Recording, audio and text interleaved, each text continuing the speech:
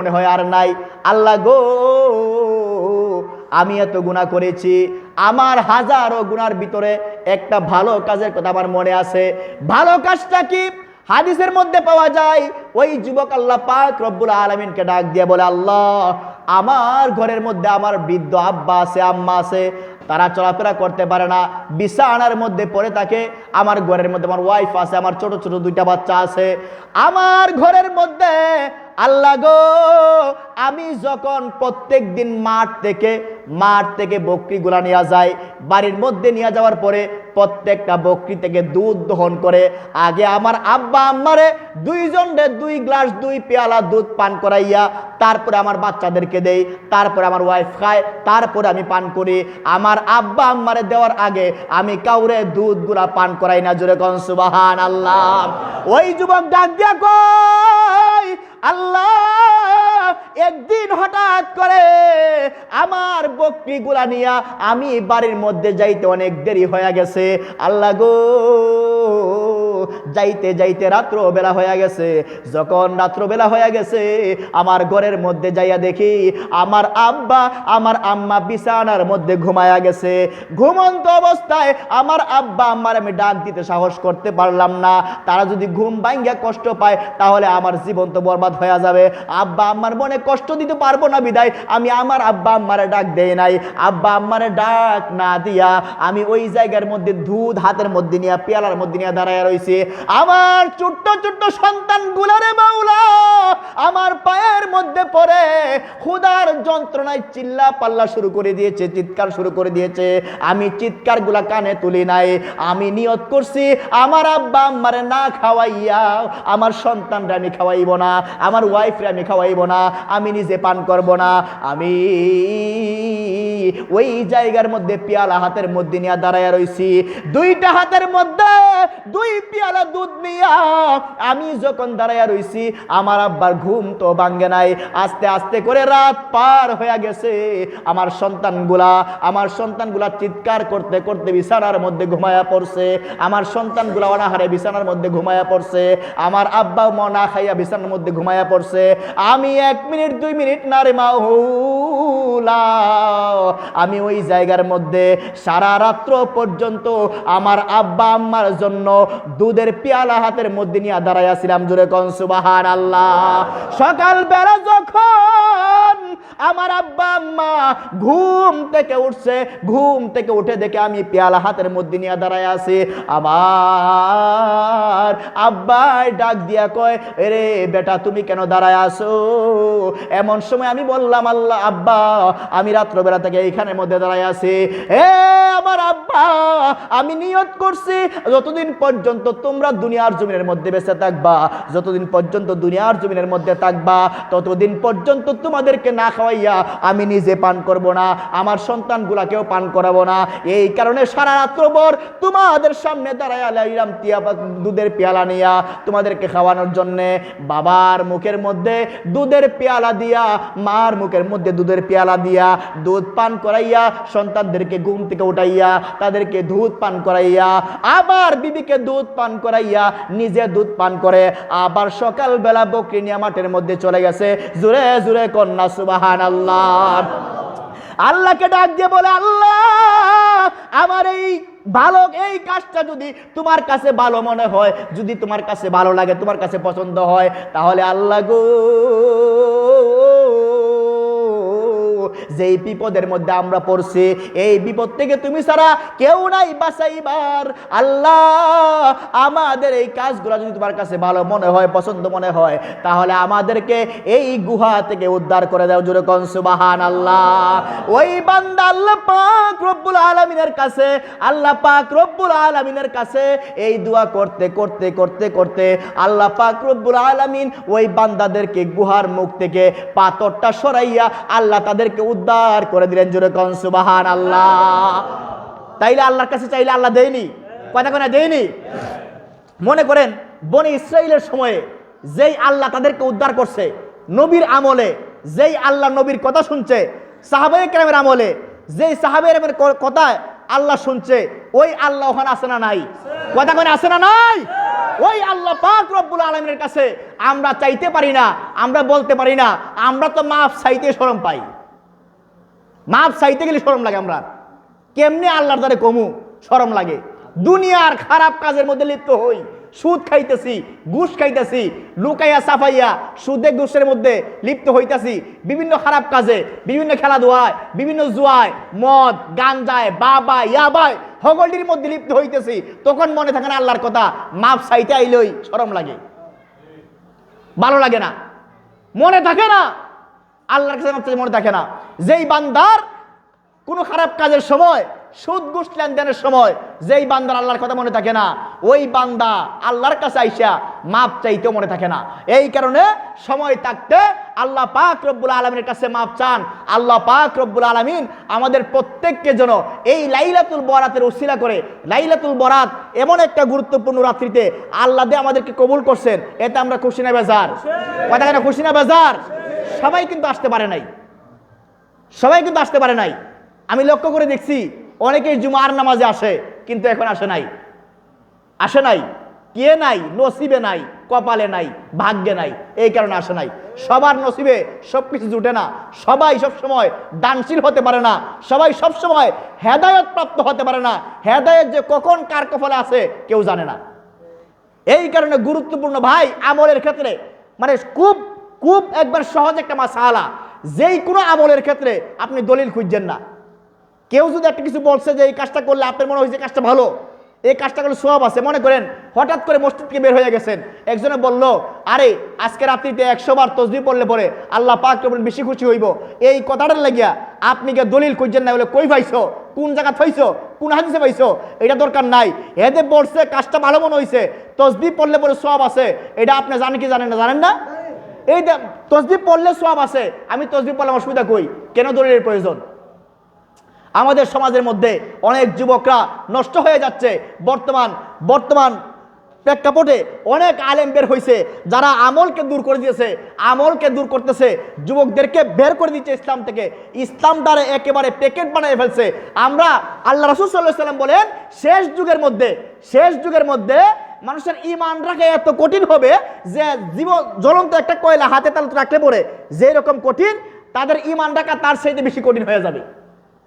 ওই জায়গার মধ্যে আমরা দেখতেছি কি হনে, শেষ জামানায় আইয়া বড় বড় হুজুর বাইরিতেছে, বড় বড় মানুষ বাইরিতেছে, ঘরে ঘরে আলেম হইতেছে, জায়গায় জায়গায় আলেম হইতেছে, মনে হয় আল্লাহ রাসূলের হাদিস মিস হয়ে গেছে, মনে হয় কিয়ামত আইতো না, অতলা হুজুর তৈয়া কিয়ামত আই কেমনে? আবার হুজুরের অভাব নাই, মুসল্লির অভাব নাই। আল্লাহর হাবিব বলেন শেষ যুগে আলেম হবে, নামাজি হবে, তেলাওয়াতকারী হবে, জিকিরওয়ালা হবে, পড়নেওয়ালা হবে, কিন্তু তাদের পড়া তাদের কন্ট্রোলের নিচে আর নামবে না, তাদের পড়া তাদের মুখেই থাকবে, এই পড়া অন্তরের মধ্যে গাঁথবে না, অন্তরের মধ্যে যাবে না। কথা বুঝতে পারছেন? খালি আলেম দেখলেই হবে না, খালি পড়লেই হবে না, পড়ার মতো পড়া পড়তে হবে। ওই আপনারা কিছুদিন আগে একটা মাহফিল হয়েছিল, একজন হুজুর আলোচনা করছিল, কি আলোচনা করছিল? যে আমরা যখন প্রত্যেক দিন কি করি? নামাজের জন্য উজু করি, আমরা নামাজ পড়তে আসি উজু করে, আমাদের যখন উজু ভেঙে যায় আমরা বুঝতে পারি কি পারি না? বুঝতে পারি না। আমাদের অনেক সময় উজু ভেঙে যায়, বিভিন্ন কারণে উজু নষ্ট হয়ে যায়, আমরা টের পাই। উজু যখন শেষ হয়ে যায় আবার পরের ওয়াক্তের নামাজের জন্য আমরা কি করি?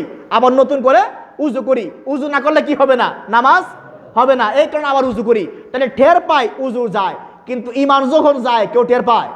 কথা কয় না, ইমানকে টের পায়? ইমান গেলে টের পাওয়া যায় না, উজু গেলে টের পাওয়া যায়, কিন্তু ইমান গেলে টের পাওয়া যায় না।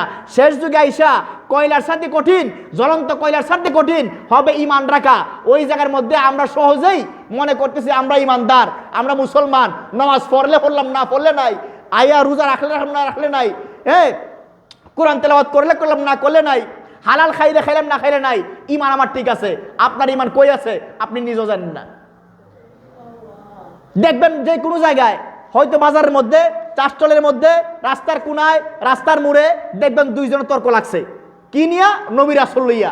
তর্ক করতে করতে করতে করতে একজন আরেকজনে কেমনে তলে ফেলাইব, কথার মার ফেসে কেমনে তলে ফেলাইব, এই তলে ফেলাইতে গিয়া একজনে কইতে কইতে কইতে কইতে কি দে কইতে আছে হে নিজেও জানে না, কইতে কইতে ইমান গেছে ফাঁকি দিয়ে আইটিয়া খবর নাই।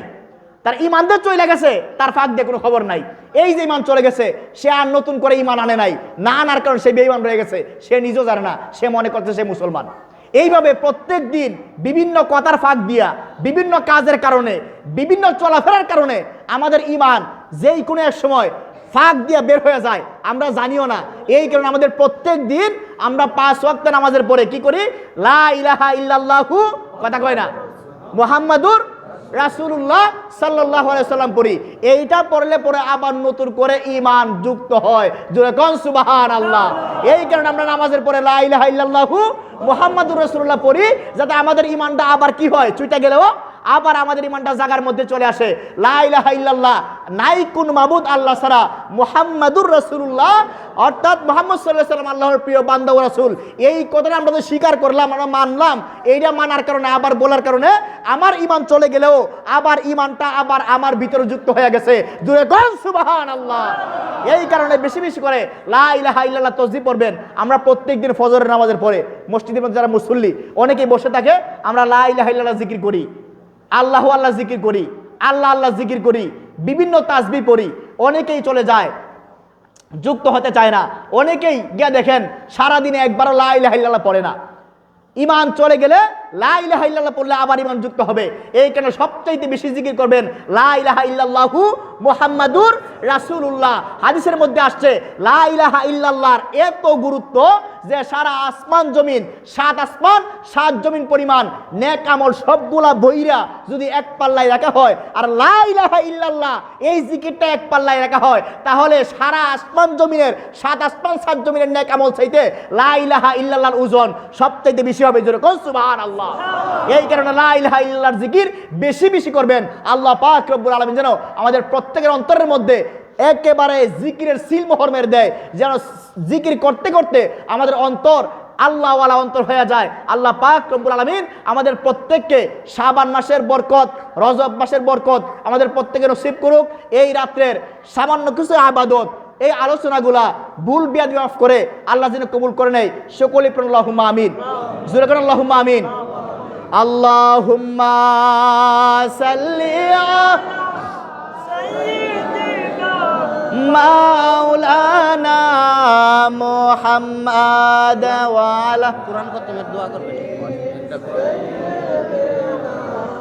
মাওলানা মুহাম্মাদ আল্লাহুম্মা সাল্লি, জোরে জোরে জোরে জোরে, মাওলানা মুহাম্মাদ ওয়া আলা মাওলানা আল্লাহ আল্লাহ আল্লাহ লা ইলাহা ইল্লাহু আমার আল্লাহ আল্লাহ আল্লাহ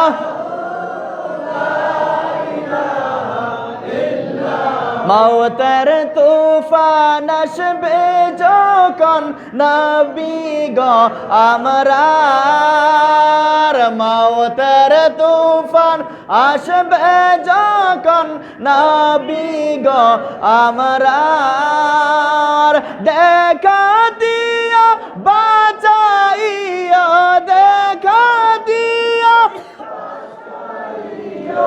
ঈমান আমরার নবী যে আল্লাহ আল্লাহ আল্লাহ ইল্লাহু আমার আল্লাহ আল্লাহ আল্লাহ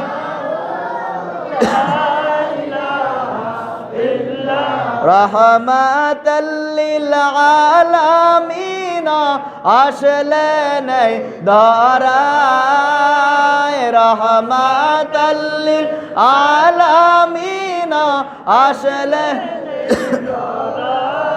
আসুন সবাই দাঁড়াইয়া সালাম জানাই নবী যে আল্লাহ আল্লাহু লা হো আমার আল্লাহ আল্লাহ আল্লাহ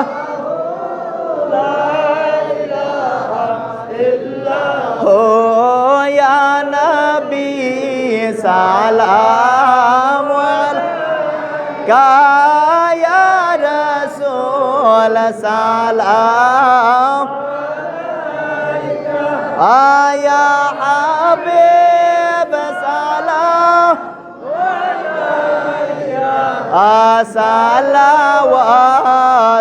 সালাওয়াতুল্লাহ নবীজি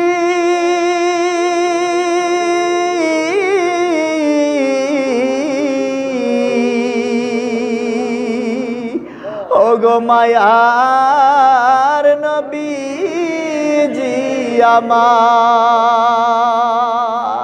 হে রবি মোরা তো বাংলার জমিনে দাঁড়াইলাম আপনার তাজিমে দেখা দাও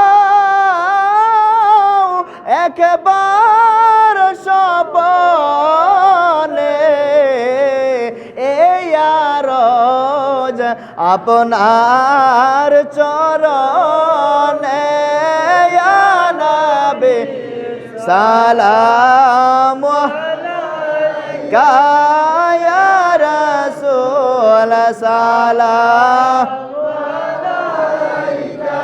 আয়া হাবিব সালাম আলাইকা সালাওয়াতুল্লাহ আলাইকা সাইয়্যিদি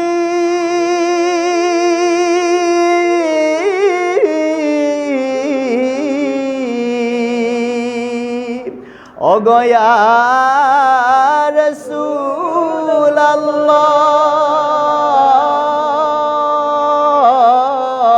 রাসূলুল্লাহ হে নবী মদিনার পানে চাহিয়া রইলাম গো আমরা দাঁড়ায়া দেখা দাও পর্দা উঠায়া দেখিব নয়ন বরিয়া ইয়া নবী সালাম আলাইকা ইয়া রাসূল সালাম আলাইকা ইয়া হাবিব সালাম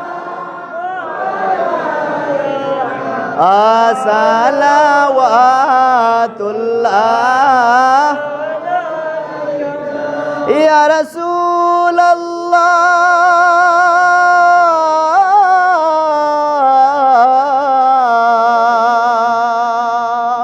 ওয়া ইয়া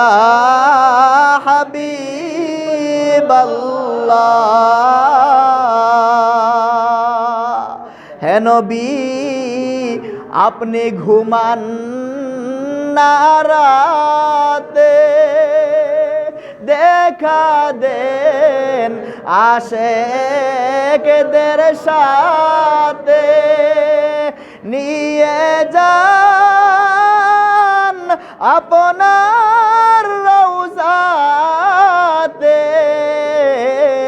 দুরুদ সালাম পড়িতে ইয়া নবী সালামু আলাইকা ইয়া রাসূল সালামু আলাইকা ইয়া হাবিব সালামু আলাইকা সালাওয়াতুল্লাহ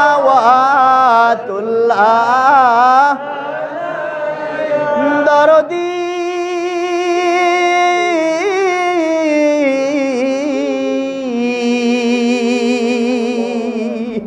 ওগো উম্মতের কান্ডারি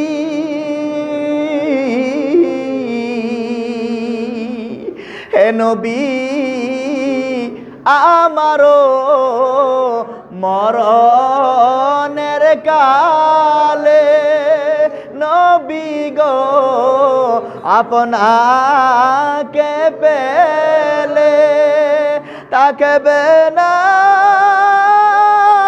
মরণ যন্ত্রণা